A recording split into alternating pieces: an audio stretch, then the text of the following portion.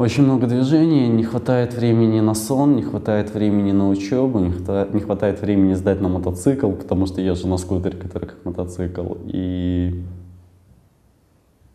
сейчас очень активный.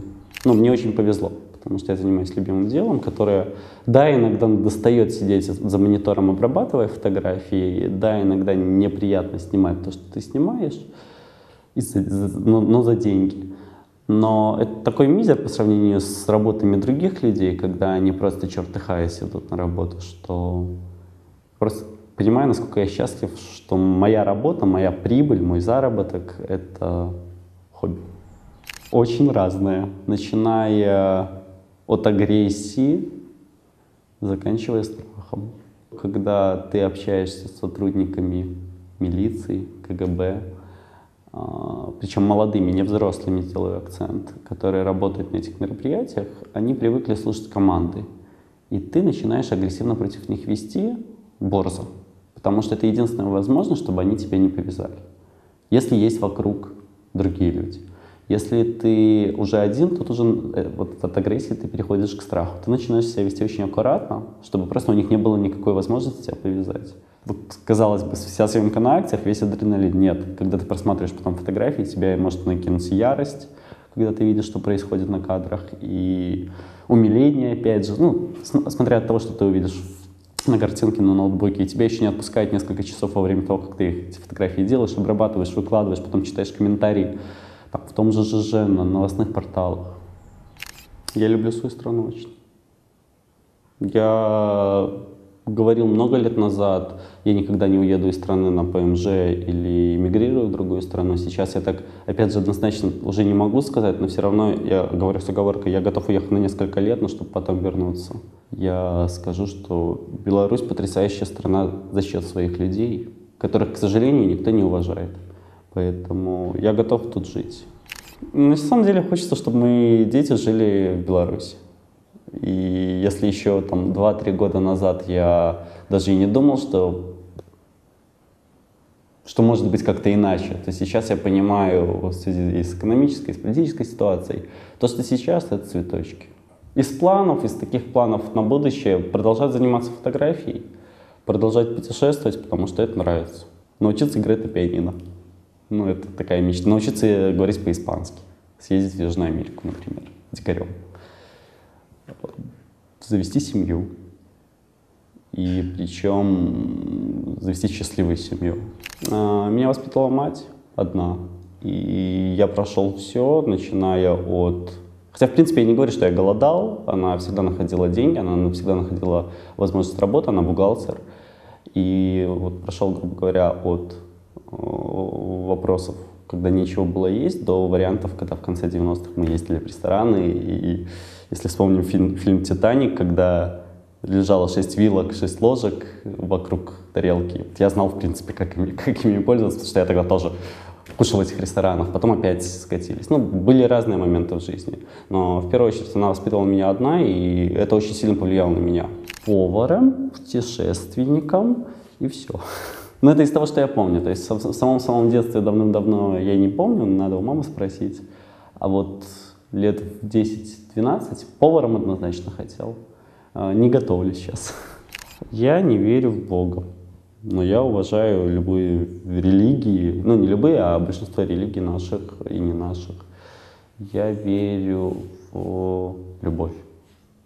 Я верю во влюбленность. И это два разных понятия. И, к сожалению, второе, наверное, нет, а вот первое — это круто. Я верю, что все будет хорошо. Потому что, по-другому быть не может. Не может быть такое, что когда настолько замечательно у нас вокруг люди, что все было настолько плохо. Пока ничем. Пока 23 года, и хотелось бы добиться большего, чем я добился сейчас. Нет, я честно говорю, то, что я снимаю на данный момент, там, начиная от культурных мероприятий, заканчивая политическими, это просто такое время, и человек с фотоаппаратом оказывается в нужном месте. Но это случайность, это не моя заслуга. Люди, наверное, все-таки люди. Их действия. Ну и, скажем, идеалы, к которым ты стремишься. Настолько я завишу от окружающих, от их настроения, от их мнения, что Просто иногда хочется чем-то помочь. И вот я рад, я счастлив, когда я могу чем-то помочь людям. Нравлюсь многим, но одинок. Почему? Не знаю. Якобы красивый, причем даже лысый, к сожалению. Якобы умею говорить. Ну, скажем так, я пока очень не готов. Или готов? Господи, трудный вопрос. Не знаю. Нравлюсь девушкам постарше, могу это точно сказать. Я не люблю Александра Григорьевича Лукашенко. Конкретно этого человека. То есть я очень часто говорил, что там, я хочу снимать его в личной обстановке. 19 декабря для меня был переломный момент, когда я сказал: спасибо большое, мне даже уже не интересно это. Я готов снимать, когда он уйдет в отставку. И я очень не люблю людей, которые врут постоянно. Скажем так, очень много кого я потерял за счет маленькой лжи. Но я сказал, если это маленькая ложь, то я просто не могу тебе верить. Ну, как-то отразился. Ну, это деньги. Это просто деньги, которые, к сожалению, нам нужны для того, чтобы выжить, питаться, кушать. Кризис повлиял больше на мою маму, которая работает бухгалтером. И да, ей сейчас очень сложно, она просто планирует уйти с работы. Потому что, ну, смысл.